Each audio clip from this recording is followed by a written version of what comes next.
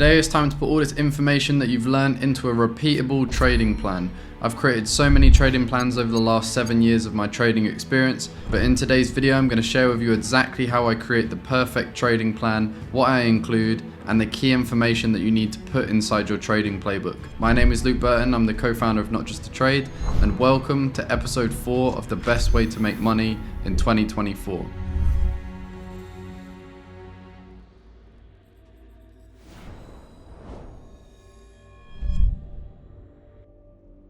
Okay, so here's the NJT Trading Plan. So each element here is what we've already been over in the previous episodes. If you guys are struggling with the mental approach with trading, then you need to make a system as mechanical as possible. All of these rules that I'm going to share with you are mechanical. My trading is very easy when it's mechanical, and the less thinking the better. When I was learning, we were always questioning the mentor's entries because he was always telling us one thing, then randomly popping up saying he's in a trade that no one else was able to get into. Then later we would find out it was something he saw in the moment, meaning that it was based on his own experience, not something that's repeatable. Everything we show you is exactly how we trade.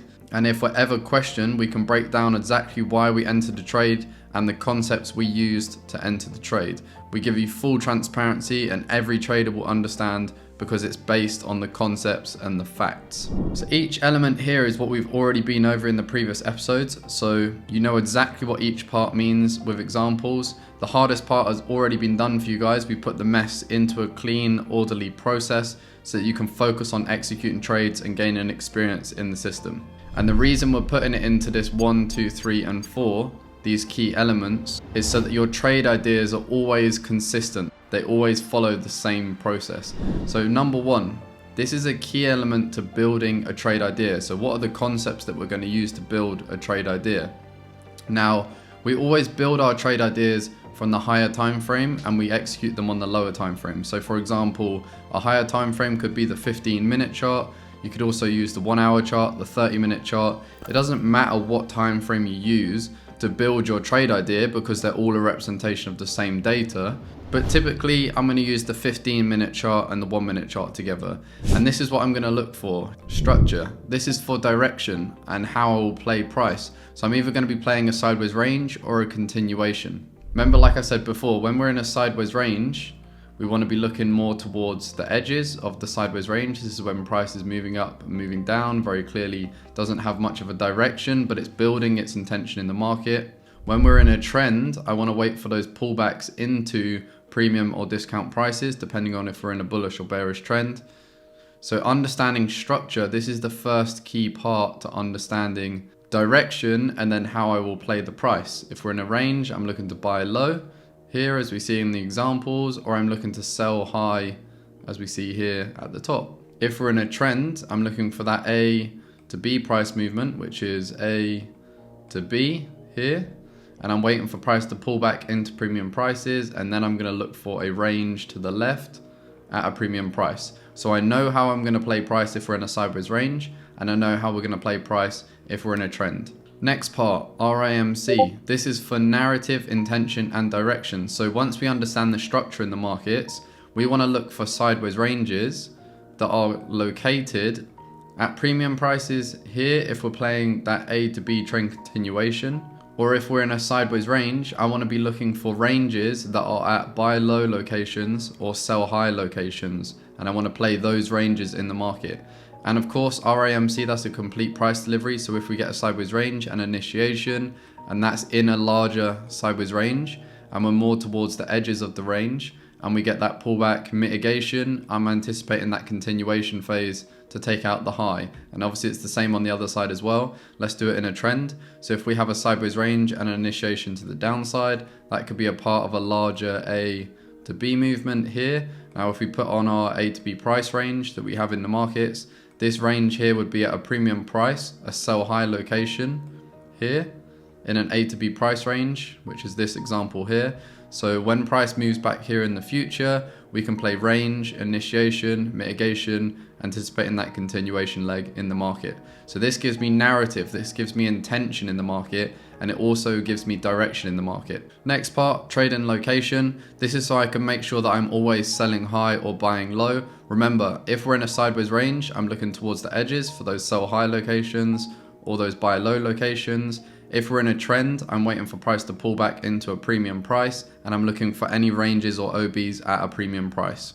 And the last part, time frames. As I said before, we're looking for that higher time frame trade idea, and we're looking for that lower time frame entry.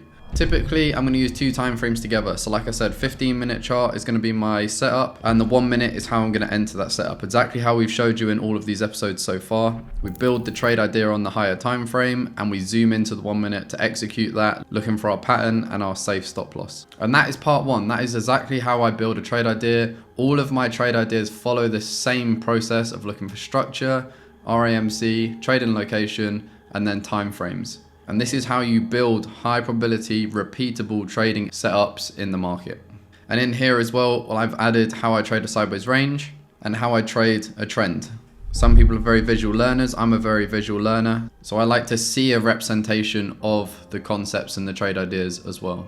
So that's section 1 completed of this trading plan. And as we go through each section, you'll know exactly why each element is so important and how they all complement each other to build a really high quality trading plan. We made sure that it's easier to be consistent than non-consistent with our system because of the high risk to rewards and the amount of confluence in your favor when entering a trade. And make sure you guys stick around for the psychology section. This will bring all of what you're learning today into a proper understanding. So number 2, how will you enter the trades? Now, a lot of you guys are going to know the answer to this already. We've been over this in episode 3, but here it is, right? Entries, RAMC pattern, and safe stop loss. So once we have our trade idea, that's 90% of the work already done. Now all we want to do is look for our entry pattern on the lower time frame at those RAMC points of mitigation. So I've put in here higher time frame mitigation, and what that means is that when we get that sideways range, initiation, when you come back into that range, that's a higher time frame mitigation, which is exactly where you want to zoom in on the 1 minute chart and look for your entry pattern, which is the RAMC, sideways range, initiation, mitigation, continuation at that point of mitigation, and then you're playing that as a continuation to the downside. So this is just a picture example. Again, you're looking for that entry pattern. I've drawn it on here for you as well, and that's a representation of the entry pattern, so you can start to train your eyes to see that. Safe stop loss always goes above the high, as we said in episode 3, and obviously I've got higher time frame mitigation here as well. So these are the 2 most important elements when it comes to entering a trade. I've also got another picture here, which is a different example, which we also went over in episode 3. Again, using the same process to make it consistent and repeatable, and that is what is most important. Entry pattern, again, representation of this RAMC, safe stop loss, higher time frame mitigation, and then you're trading with that momentum there on the 1 minute.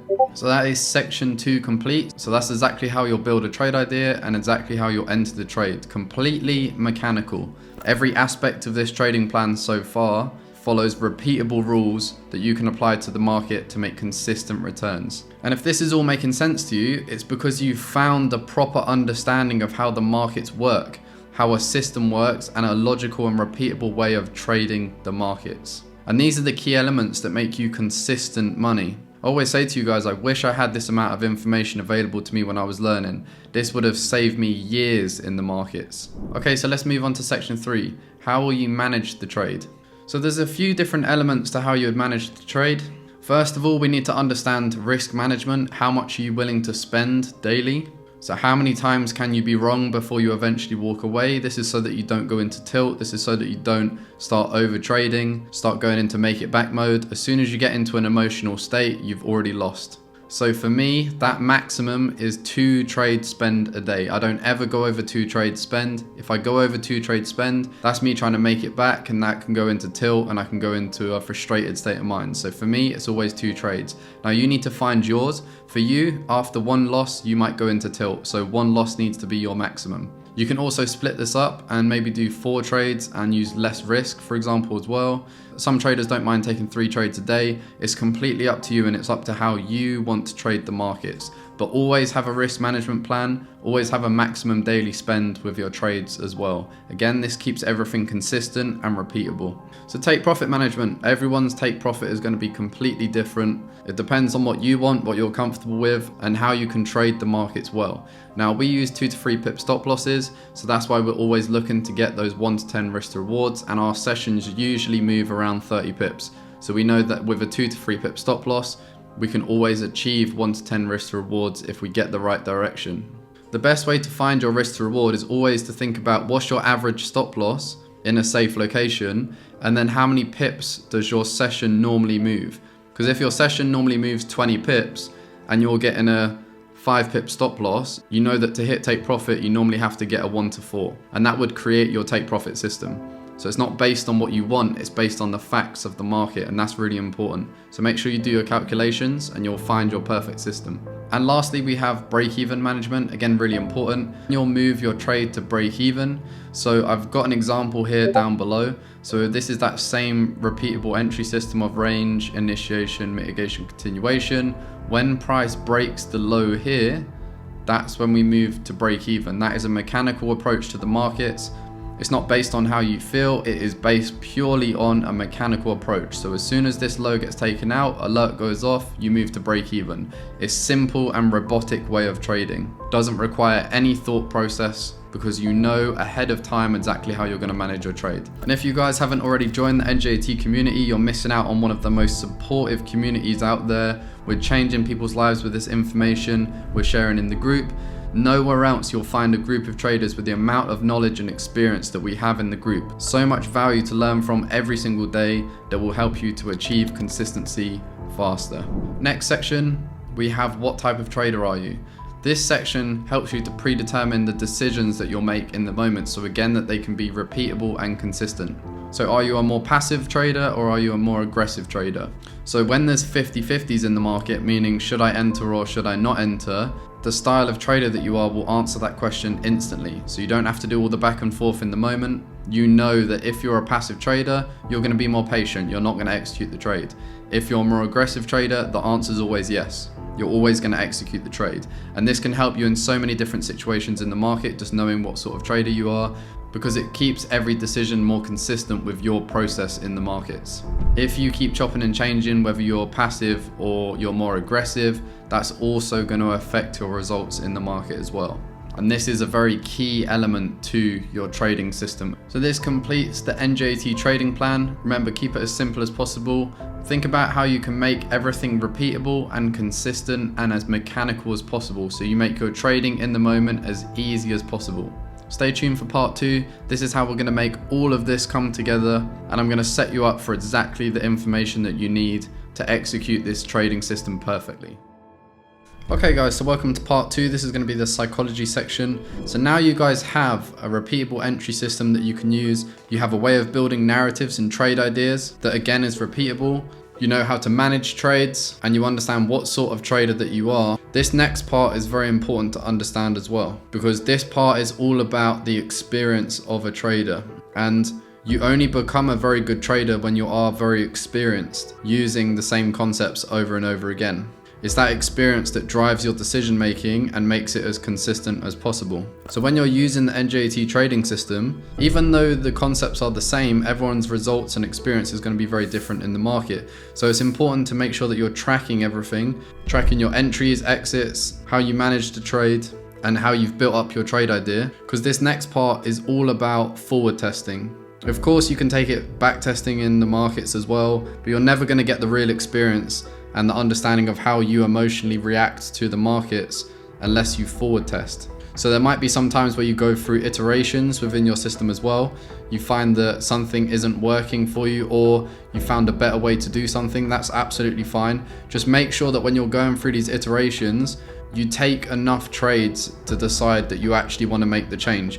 Because what I used to do when I was learning a lot of the time is every week I would have a new trading plan based on the previous week's experience. So don't be that person. It's really important that even when you've had a bad week in trading, that you stick with the same system, because trading doesn't work one day at a time or 1 week at a time. Trading works over a series of trades, and it works on consistently executing the same system over and over again. And sometimes in the moment when you're frustrated, you don't always see it, but it's important to review at the weekends when you're in a clear state of mind and just remind yourself about these things. Remind yourself that it's normal, I might have just had a bad week, and then you get right back into it again. Like last week was the first time that I've had a red week in a very long time, and I had to remind myself on Saturday, even though every single other week has been green, I've executed my system perfectly, and that is what is most important. And this week has been one of the best green weeks that I've had over the past couple of months, and that is because I stuck with my system. I didn't change anything. I understood that the thoughts in my mind are going to want to change something, because naturally, we don't want to repeat the same experiences that we've previously had,